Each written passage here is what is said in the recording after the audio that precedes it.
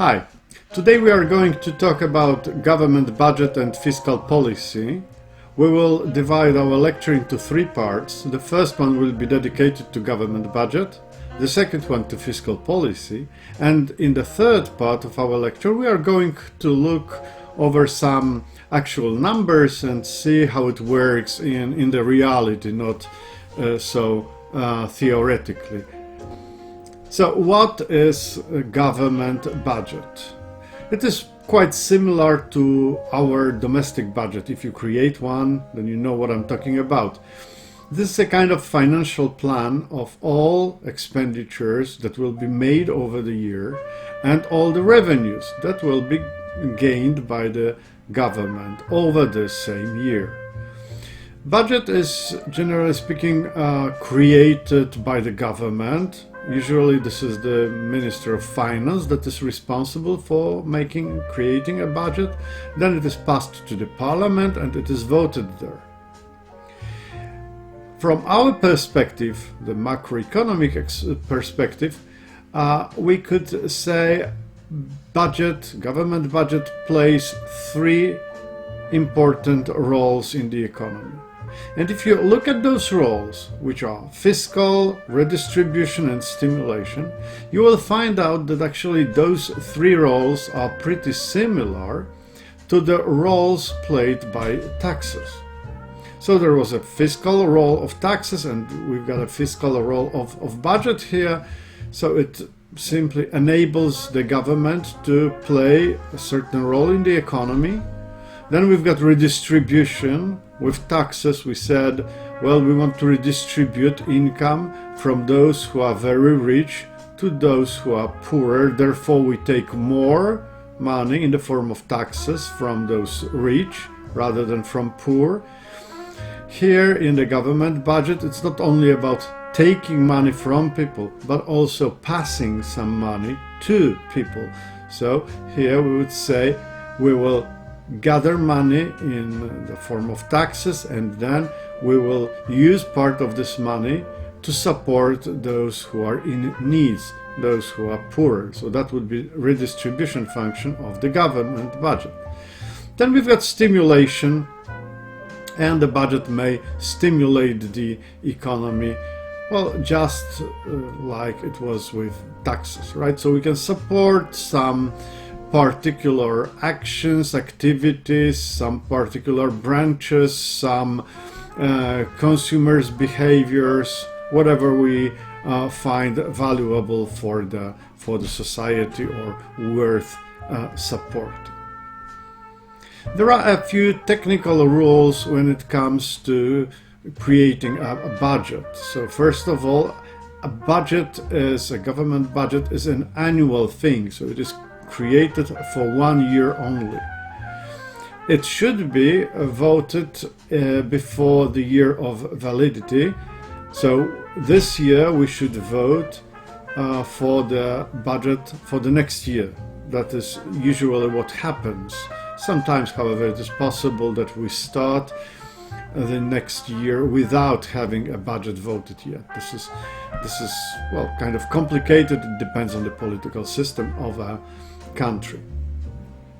Budget must comprise of every item of spending and income, which means the government money is fully captured in this plan that we call government budget. All the money that is collected by the government should be there. All the money that is spent by the government should be there.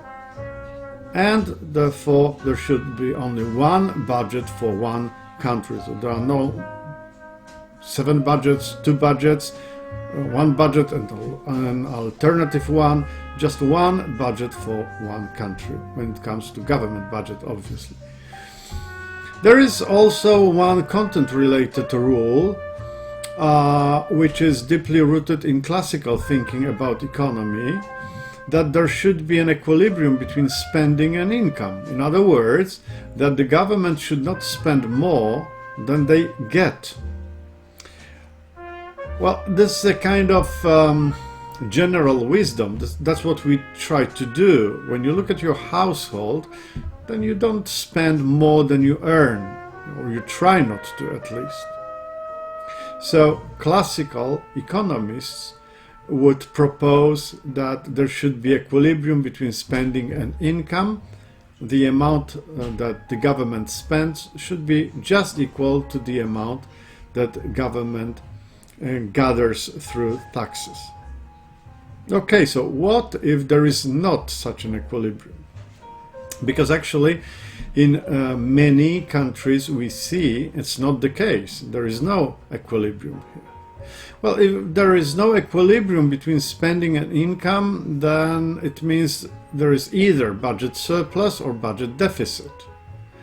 For a budget surplus, this is the situation when income is bigger than spending. So we've got some extra money here. Well, they could be used next year, for instance, or they could be used to repay some of our debt. With budget deficit, well, this is a different story. This is slightly more problematic because here we need to spend more money than we have. So how can you do that? Budget deficit is something that is closely related to public debt. And actually those two notions, those two terms are related, and students often mistake one with another, but they are different. Budget deficit is the amount of money by which government's expenditures exceed the revenues for the budget during a certain year. So this is how much money we lack for this year. Public debt is accumulated budget deficits. So these are all deficits that we had before, and obviously some surpluses if we had some. So public debt is more like something accumulated over time. Public debt is created by all budget deficits that we had so far. This public debt can be reduced by all budget surpluses that we had. So public debt is kind of long-term thing. Budget deficit is simply how much we lack this year. Public debt could be internal or could be external. It all depends on the question whether the government borrows money from own nation or from some foreigners. Basically, when we have budget deficit, when we need to spend more money than we have, there are three ways to do that. It could be monetary finance, it could be levying taxes, and it could be borrowing from the public. All three ways are kind of problematic. Monetary finance is simply financing deficit by issuing new money. This is something that we have quite bad experience in Poland, for instance, during communist times. All budget deficits were financed through issuing money by the central bank. That may lead to a very high inflation. We experienced that. So remember, there is a link between the quantity of money in circulation and the level of prices. Another idea to finance budget deficit is by imposing taxes. So simply, if we lack money, we could try to gain more money, to collect more money in the form of taxes. This is not very popular with people usually. So that is kind of important disadvantage in all democratic systems. And what is more important from our macroeconomic perspective here, This can decrease aggregate demand. This may slow down the economy. Remember tax multiplier. It's got a negative value. Every dollar that you take in the form of taxes would decrease aggregate demand, and that will not decrease it by just $1. It will decrease it by more dollars, depending on marginal propensity to consume. And the last idea, if we lack some money, we could try to borrow this money from someone, like households, like businesses, banks, other countries. On one hand, this borrowing money solution seems to be quite appealing because a state is a pretty credible borrower, more credible than normal person. But this can lead, or that leads actually, to the so-called crowding out effect. This crowding out effect results from the fact that if the government decides to borrow money, it enters money market and starts to compete with private borrowers, households, and private businesses. We could observe that if the government enters the money market and wants to borrow money, that would increase demand for money. If that pushes the demand for money up, that would also increase the price of money, which is interest rate.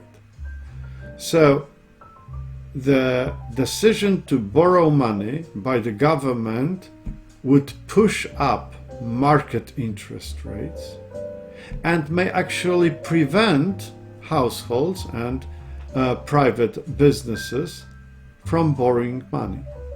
So this is this crowding out effect, meaning that government may push other businesses or households out of the market. To what extent this is a problematic thing? Well, it all depends on the scale of this crowding out effect, and it also depends on the efficiency of public money spending. Many economists believe that this efficiency of public money spending is considerably lower than in the case of private businesses. Let's have a look at crowding out effect, how it works. Look at the two upper graphs. They show you a strong crowding out effect. It is based on the assumption that demand for money is quite inelastic. You can see money demand pretty steep. And it is based also on the assumption that function of investment is quite elastic. You can see the I curve being pretty horizontal, pretty flat, quite elastic. When the government decides to borrow some money, it pushes MD somewhat to the right, because demand for money is inelastic. The equilibrium in the money market will move up quite considerably. So you can see the interest rate R going up. This high increase in the interest rate will result in a big decrease in investment. And you can see that the decrease in investment is actually much greater than the increase in the money demand. In other words, that would suggest that money borrowed by the government decrease investment, private investment, quite a lot. If we believe that the crowding out effect is weak, that would mean that we believe that demand for money is rather elastic and function of investment is quite inelastic. So these are those two graphs at the bottom of the slide. You can see MD moving to the right by exactly the same amount, by exactly the same distance as in the graph that is above. But this time, since demand for money is quite elastic, the increase in the interest rate is much smaller.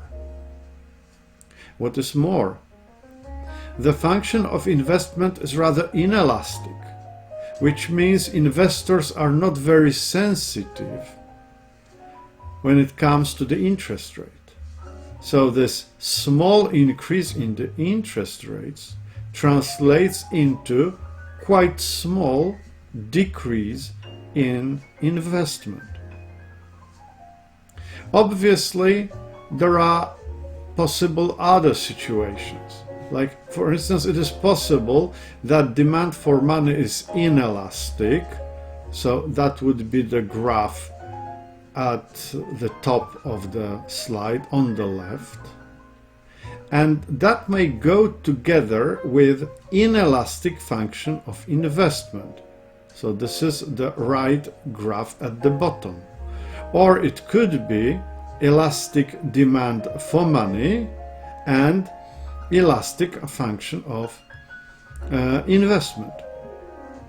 Anyway, those two variations, those two possibilities would be locating the crowding out effect between being so strong as in the upper graphs and so weak as in the graphs at the bottom.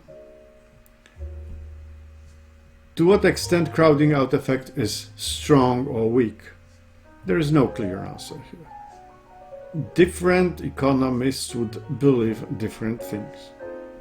But certainly, crowding out effect as such, it does exist. We may only argue about how significant, how powerful it is.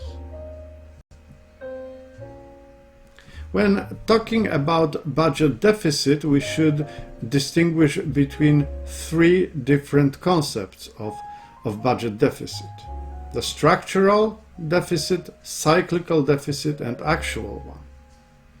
Structural deficit occurs when there is a difference between government spending and government income with the economy that works at full employment, the economy that produces potential GDP. And this kind of deficit is quite often a consequence of government policy. So we deliberately decide that we will spend more than we have. Cyclical deficit is caused by recession and the decline in tax revenues that comes as a result of recession. So you can see here the graph showing you budget deficit and budget surplus. There is a point of intersection between T, taxes, and BE, budget expenditures. This point of intersection shows you a balanced budget. So the amount of money collected from taxes is equal to the amount of money that is planned as budget expenditures. To the right, you would have budget surplus. To the right of this point, for bigger gross domestic product, taxes would be bigger than budget expenditures. When there is recession, however, and gross domestic product is smaller, then taxes would be smaller as well, and they are smaller than budget expenditures. For recession, you may expect budget deficit. The actual deficit is the sum of those two, full employment deficit and cyclical deficit.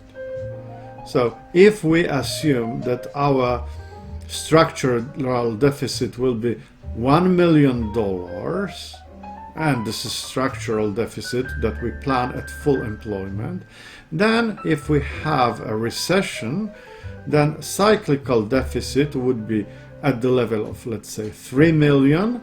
So the actual deficit would be 4. That would be the sum of cyclical and structural deficit. One more thing about budget taxes and budget income. The so-called Laffer Curve concept. The question here is, we could obviously try to influence the level of taxes. So we could, for instance, try to increase taxes, and for the same GDP, the amount of money that we collect could be bigger.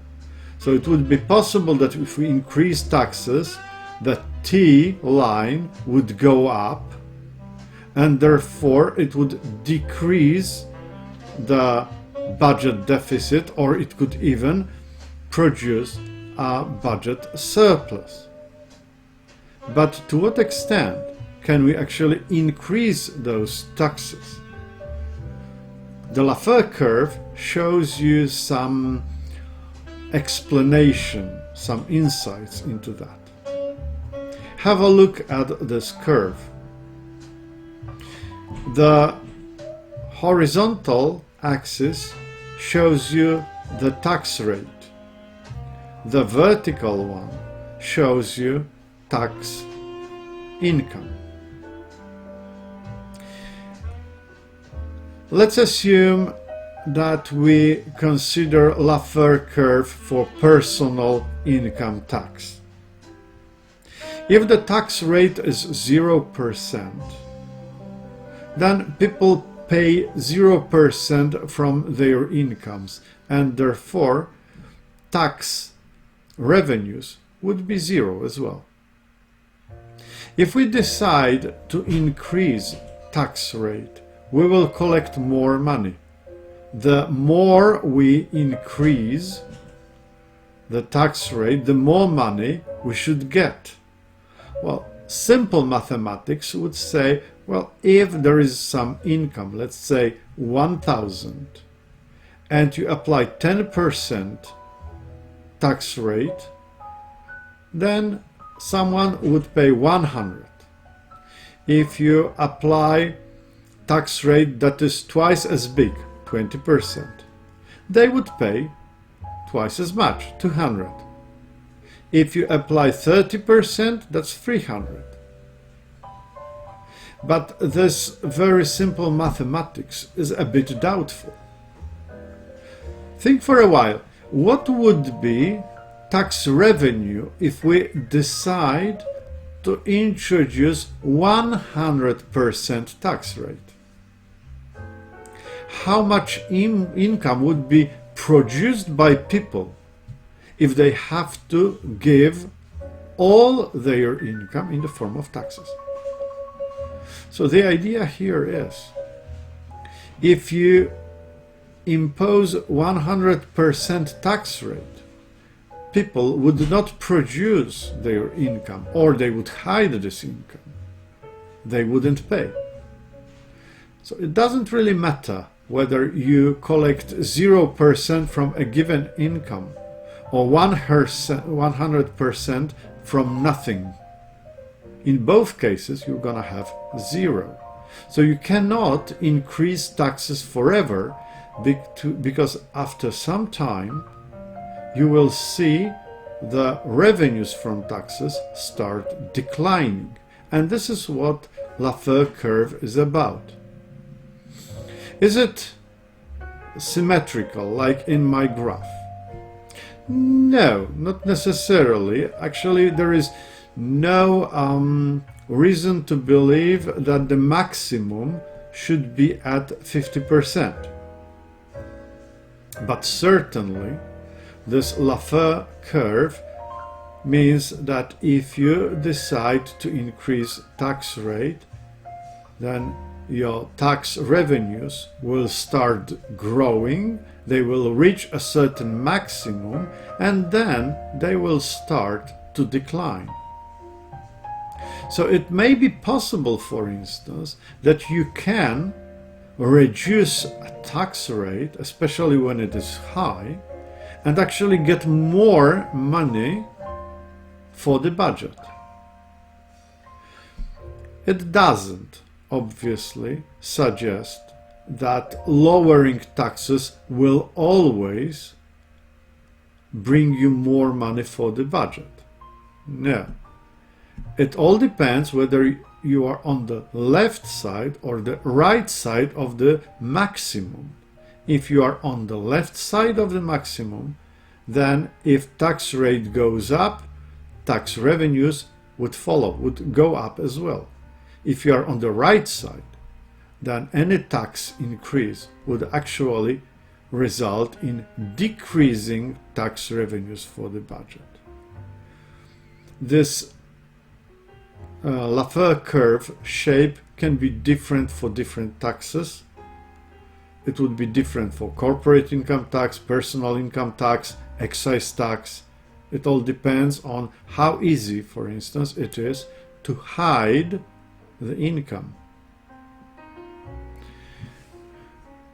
Okay, so that is all what I wanted to tell you about government budget. In the next part of this lecture, we will talk about fiscal policy of the government. Stay tuned.